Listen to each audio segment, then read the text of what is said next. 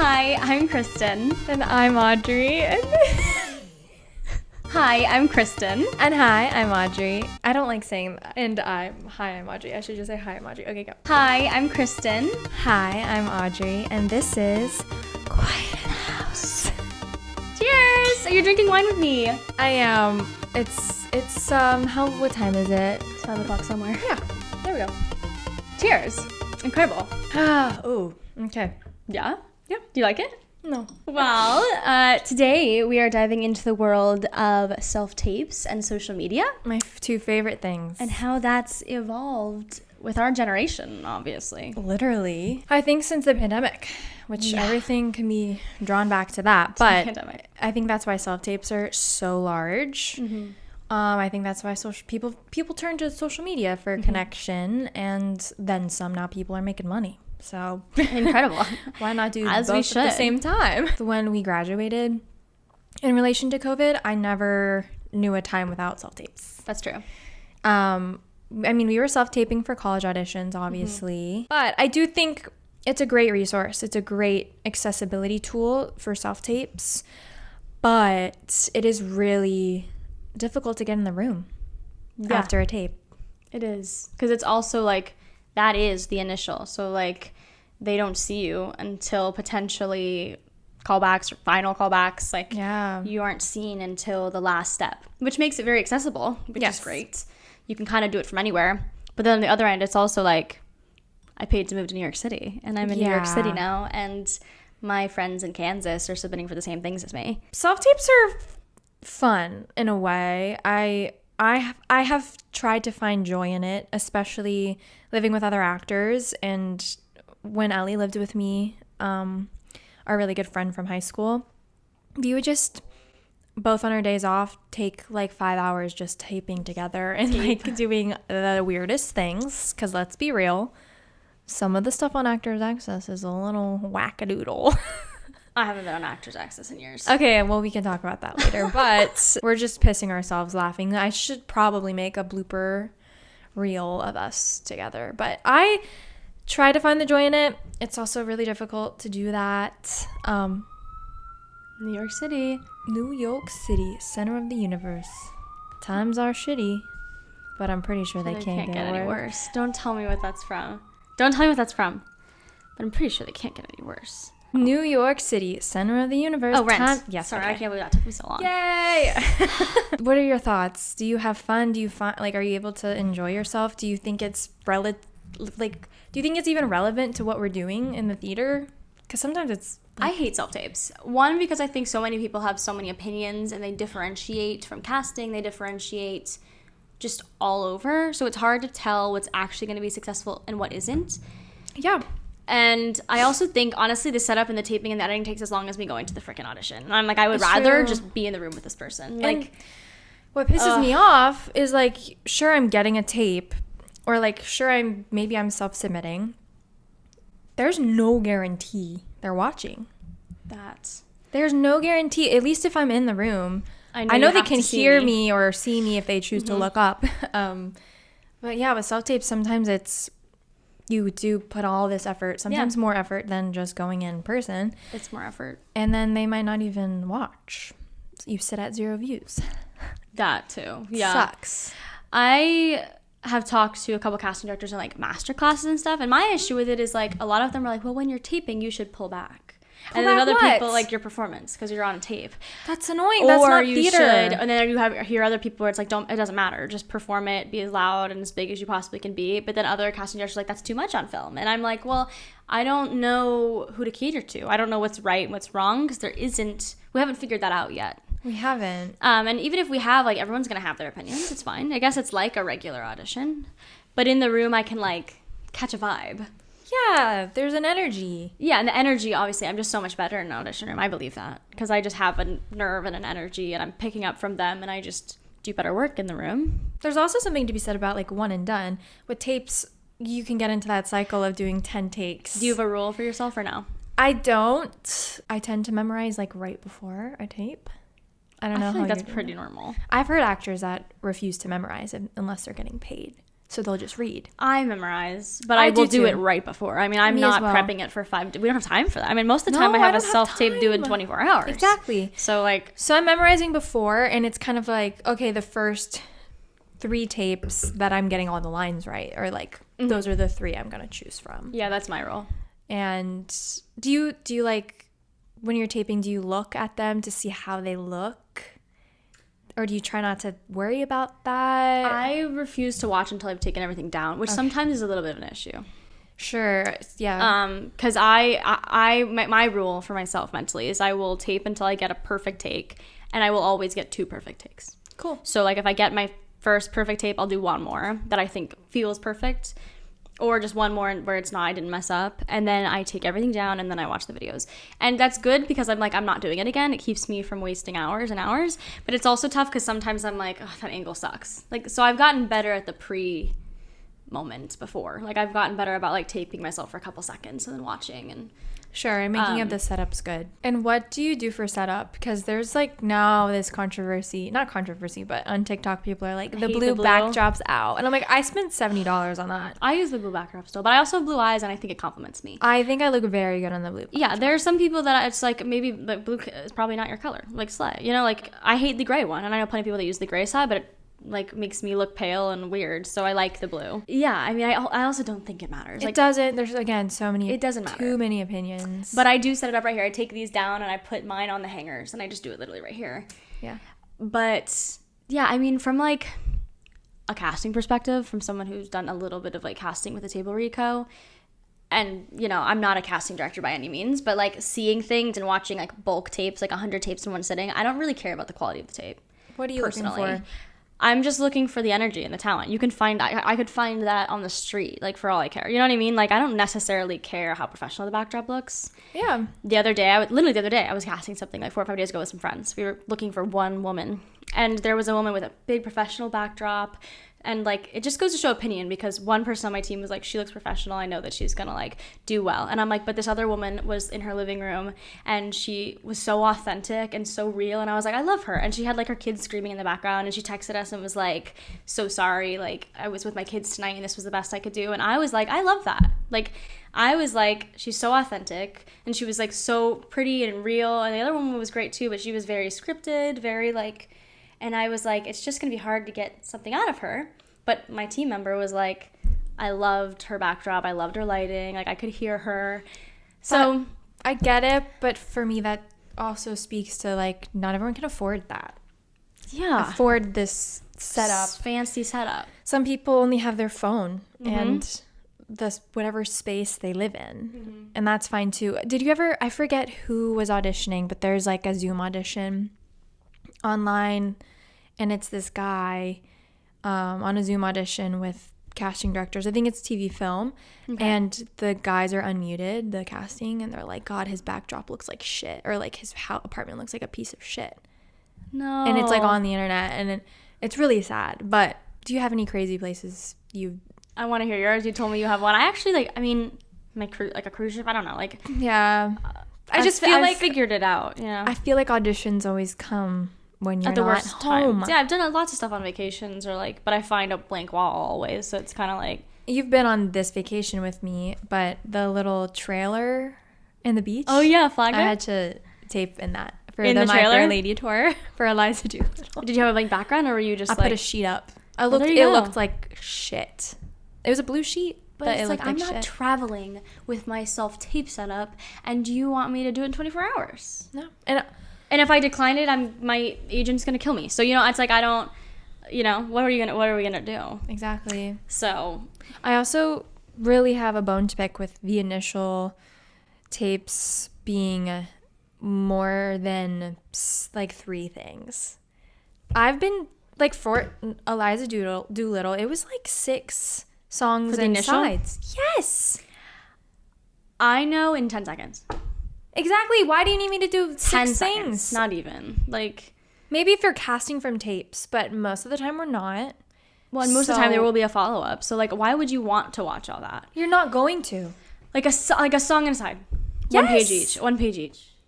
That's how I feel. That's what I always do.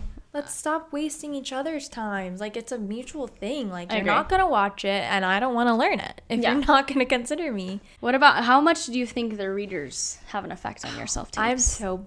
I'm so lazy. No, I don't want to say lazy, but I use my mom on FaceTime all the time. Mandy kills it, yeah. But am I not getting jobs because of Mandy? I could very easily blame her for that. Well, I've always been told that your reader should be, like, giving the energy, but still very, like, bland as hell. Yes. And like, give the point of the line, but, like, bland as hell. And that's Mandy kills it. I have a friend that their reader booked the job they were auditioning for. That's my worst. Like, the role they were reading. Like, it didn't take their role, but, like, they got asked to then submit just for the role voice. They were reading from their voice.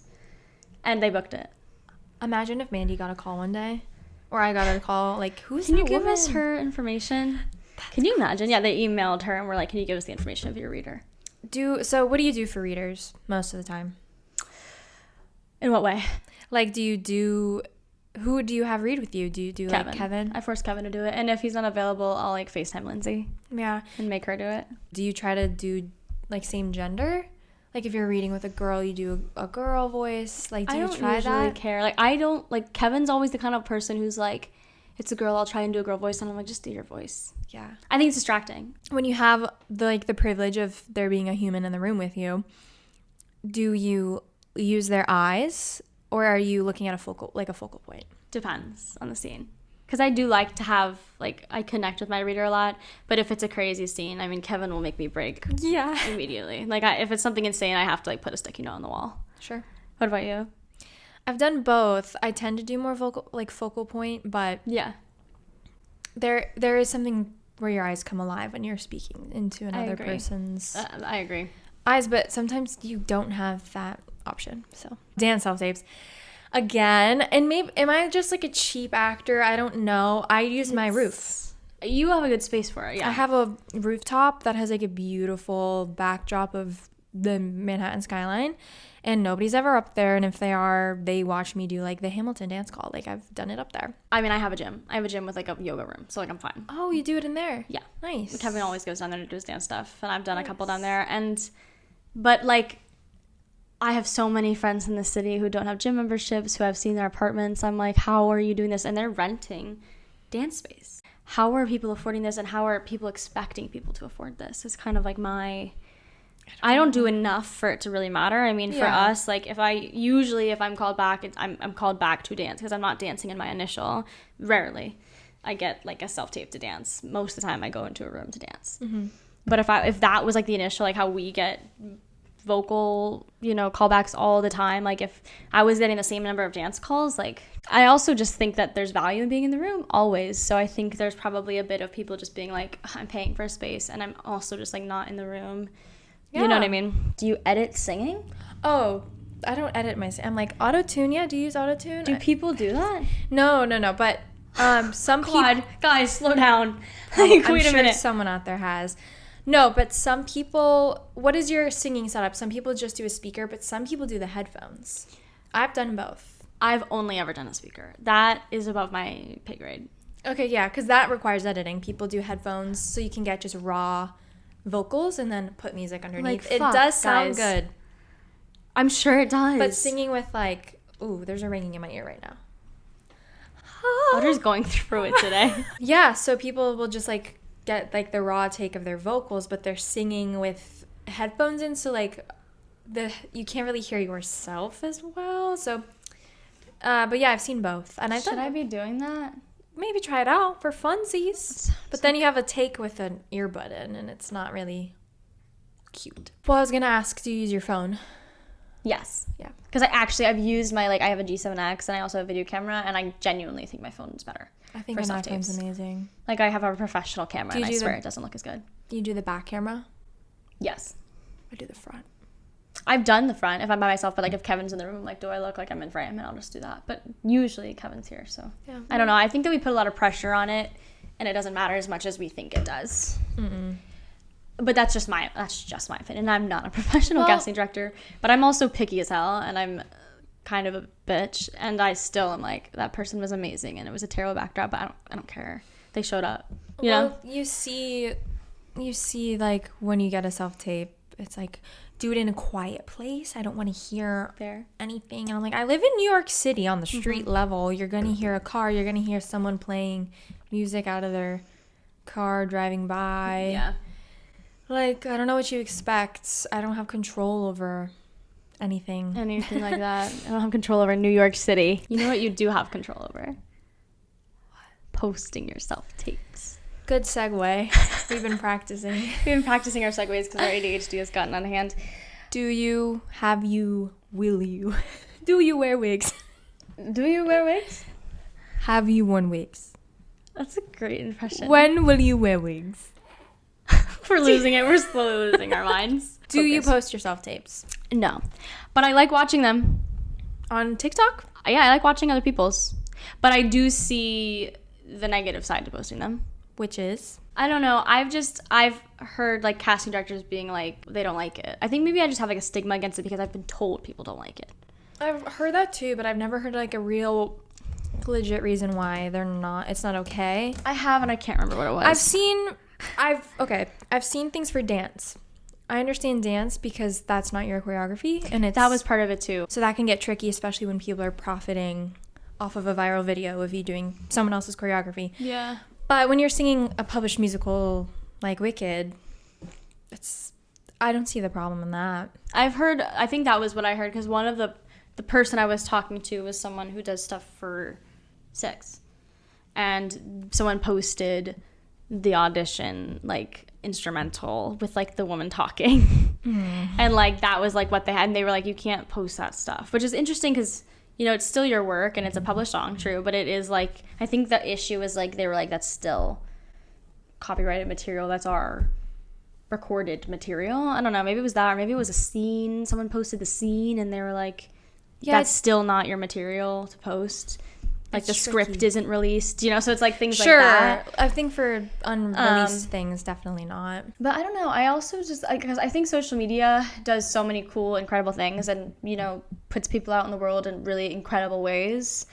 I also just know plenty of people who have posted things and then regretted posting it because they, like, didn't like it, or, like, you know, just things like that where they change their mind or they get bad feedback and then are, like, overthinking their work. And I think that that's not, like, helpful to anyone, you know? There's just lots of sides to social media. I don't like to share that because I personally just don't. I don't know. I've never been a person to post stuff. And I have because I've, like, forced myself to. But I am so picky about what I post. There's something in this current era of social media where it's quantity over quality. Yeah. Where you're just, they're, like, for sure. People are, especially if you want to make money or get followers or whatever, kind of be an influencer, it's just getting 3 videos out a day, which is insane, but it does work. So when you're already creating self-tapes, it's all right there. It's a content you already have created. But yeah, there is a lot of issues with copyright and ownership there, but I don't think we have the right rules in place to even actually navigate that yet. Yeah. Just kind of discourse on TikTok.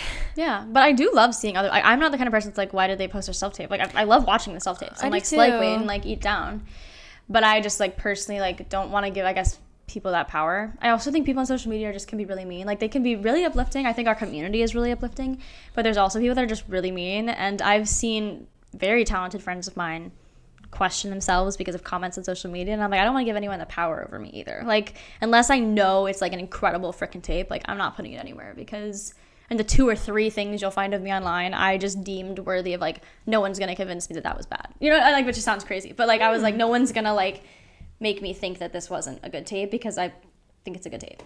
I do think there's something validating about it though when you're not getting responses from casting.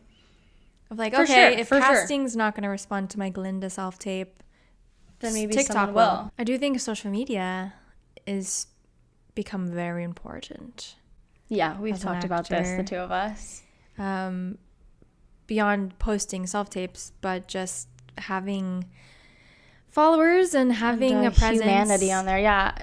Yeah, I think that social media has taken the place of websites. Yeah. Like, do you still have a website? I do still have a website. I love my website. I'm not getting rid of it. I think there's value in having a website.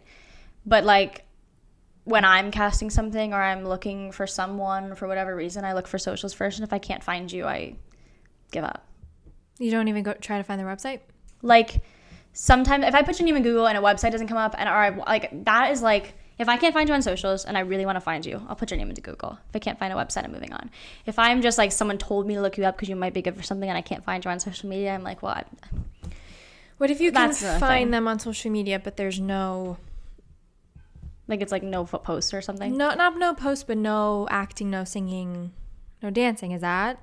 Like, where do you go from there? If you just find, like, an Instagram with some pics. See, this is where it gets complicated. I want to hear it. Because I personally, and I've actually heard this from other people who do casting. I can't speak for everyone. But, like, I am the kind of person where it's like, if I look at your page and you look like a vibe, I'll make an effort.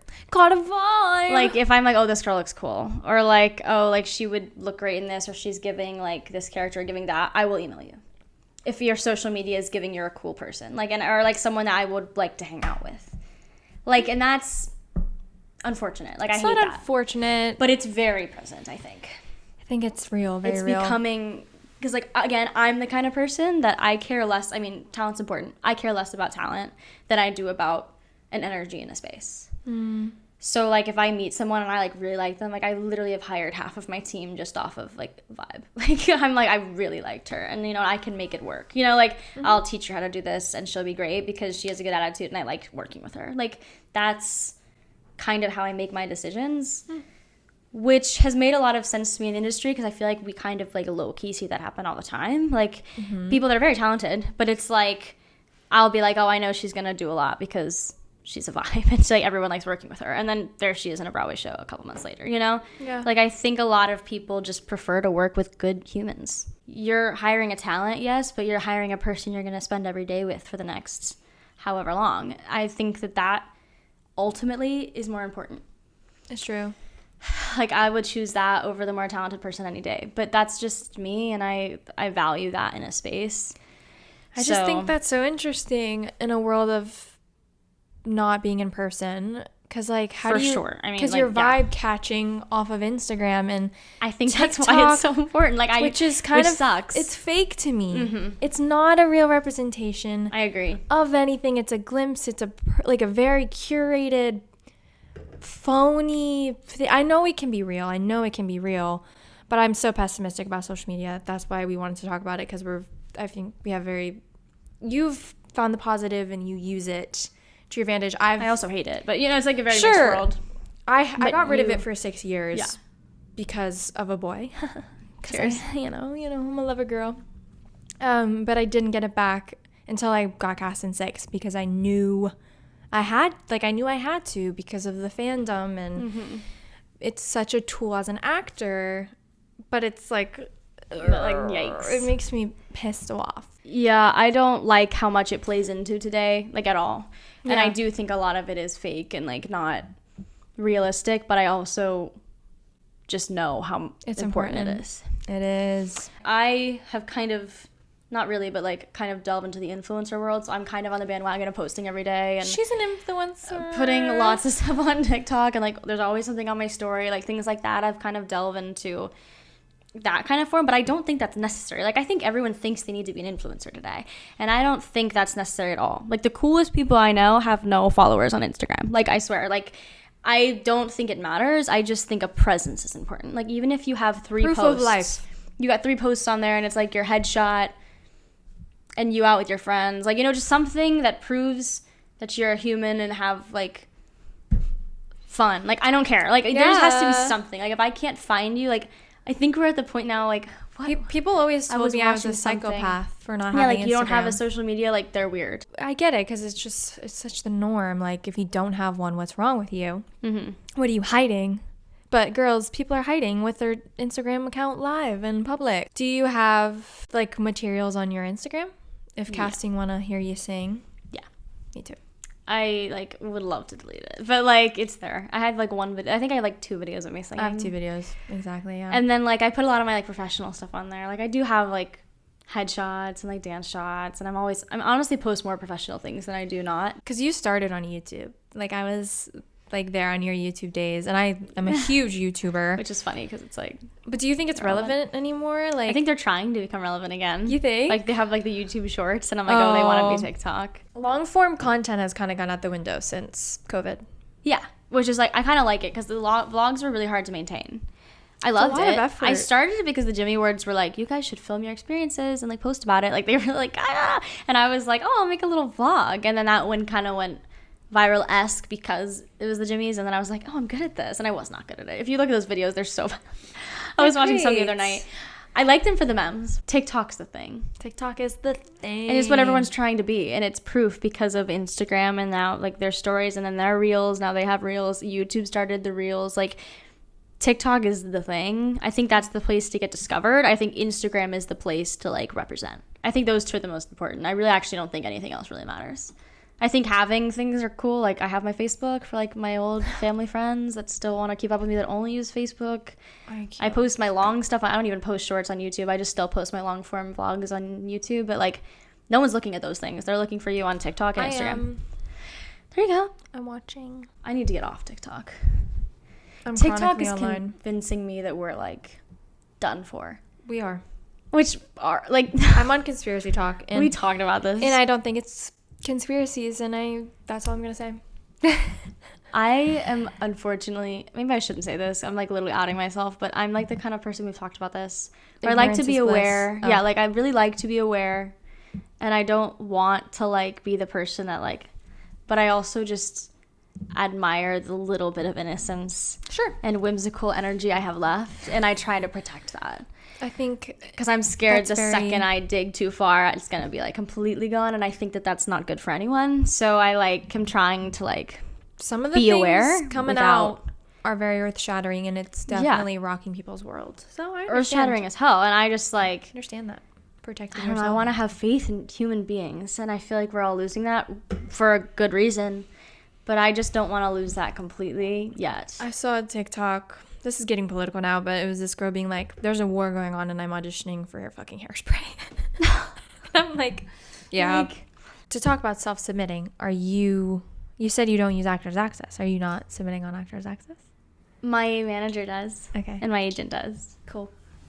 Like, I just am of the mindset, like, I'll have them, like, send me what they've been submitting me for, and it's like everything I would have submitted myself for in Actors Access. You know what I mean? So I always was like, I guess I don't need to do that. Which maybe I'm a really bad auditioning actor. Like that's just I'm really bad. I've always been bad. Like I am an actor that needs an agent and a manager. And like I will work, like I'm a hard worker. If they send me something, I'll get it done immediately. Like I'm very much the kind of person that will email all my connections and be like, hi, what's up? Like I do all the right things. I just hate paying to submit myself for things. I hate going to open calls. Like I'm like, if it's gonna be like if I can send an email in 5 minutes, great. If it's gonna take me like my entire day, I'm not doing it. Yeah. But you are like always on those sites. You're good about that. Yeah. I always see you scrolling. I'm always on Actors Access. Mm-hmm. Yeah, and then I'm always on Playbill for any Playbill, video like auditions. Yeah. Just in case there's like, because sometimes they put stuff out there that they don't have anywhere else. Mm-hmm. And I'm sure my manager's not going through Playbill. So I was like, I'll do Playbill. Because I've gotten like concerts in the city from Playbill and things like that. Do you pay the subscription? No. My manager's going to be like, Kristen, like, he's fucking watch this and be like, girl. No, that's so funny.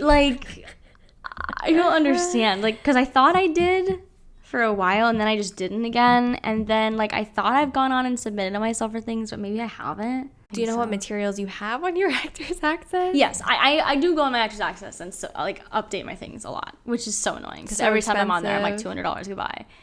I updated that a lot, and that's because my team is always like, hey, this isn't doing well, replace it. And I'm always like, okay.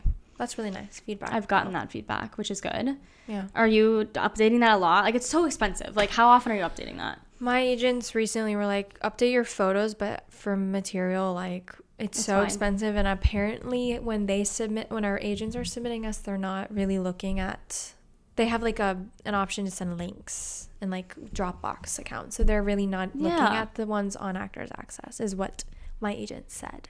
My photos are the thing that the majority of it up my butt about. Yeah, I think photos are really important. I think we've always been told how important headshots are, but I think they actually are very important. Am I supposed to have a photo for every single role I'm correct for, because that's not really realistic. It's not. I also haven't really heard that with theater as much as I do about like TV film. That's what I thought. I thought with theater, they're like, just give me a good photo of you smiling or serious. You know, like is this a smiley show or a serious show? That's kind of how I think of it. Pictures are expensive, so I need to get new headshots of my Invisaligns done, and I'm dreading it already, and I'm still like 6 months out. Save up that money, $1,000. I'm trying to plan a wedding. I like literally don't have time for this. Like I'm like, headshots or wedding. Did you do your taxes yet? Yeah, and I got money back. How? Apparently there's something.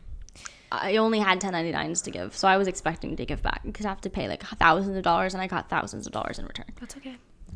Don't tell anybody. Insane. Your reels? How often do you update your reels? Bad. Really? It's so bad. That's one thing I do really well. I'm in the process of updating mine. It's just because last year, all my footage is on stage, which is great. Yeah. But I don't have self-tapes, which I think I need to sprinkle in, so I have to film those, but I'm already in March procrastinating. Yeah, someone did tell me recently, because I put a video of me singing on stage on Actors Access. I have like 3 or 4 self-tapes, then I have one video of me on stage, and they're like, you don't need that to get down. Really? And I was like, it's the only video of me on stage, and they were like, self-tapes are better. But Same. I was like, when I'm watching reels, I want to see people on stage. Well, that's the whole topic, isn't it? Do people care about like, stage presence or not? Yeah. I don't think they do, and it shows. Oops. I don't think they care. They're different kind of acting. It's different kind of acting. Yeah. Film and theater. Very. It comes from the same place, comes from the same training, I do believe, at its core. But I've always been told, this is such a side tangent whenever we're just fucking going. I've always been told I'm not theatrical enough. I've always been told I'm too theatrical. Interesting. I've always been told that. Like, it's not reading. Mm-hmm. I'm like, well, tell me how to fucking make it read. Yeah, They don't tell you. Funny. Because I feel like you are very theatrical. But I feel like you've also always been like, you would be great in TV film. Like, I've always just thought that about you. I love TV film. Yeah. I do feel like I like naturally live like your there. acting lives there. Yeah. And I think my acting's way too out there for TV film. Yeah. So not yes, but I'm sorry. I was thinking of the video of you again as Ariel with your friends as a 7-year-old. I was killing it. That's so funny. Killing it. Because you were doing that, but I was like alone because I'm an only child, like with the TV, like acting along to like Zach and Cody. I mean, high school, I was raised on Sharpay Evans. Like, that's like my shit. And I was giving Gabriella, so I was like, yeah, a little bit more moody. Missed opportunity. Subtle. Do you feel like, I know we're kind of cycling back to the conversation we started with. We're just back and forth. Do you, after hearing you need to reel it in for tapes, do you do that? Or are you still like letting it rip in your fucking living room? I think I've had to reel it in a little bit. Really? I've also been like kind of in a like, not really, but like I've been in a play era. Like I've been in callbacks for plays, which is weird for me. And it's different because plays are definitely more dramatized than like a TV and a film would, but it's also less dramatized than musicals. It's really just about doing what you think is best for you because, like, again, you're never going to please everyone anyways. And so you're never going to know what that casting director prefers. So I think doing what you prefer and makes you look best is just the way to go. Also have fun. I do feel like that reads in a tape. Yeah. Having fun. And I'm bad at that, so. Well, you should self-tape with me. I make it fun. That's true. This was really fun. We want more episode topics. We are running out of things to say. Are we? No. We're running out of appropriate things to say. So let us know if you'd rather us talk about like educational informal. Wait, what? Let us know if you'd rather us talk about educational or fuck. What are you doing?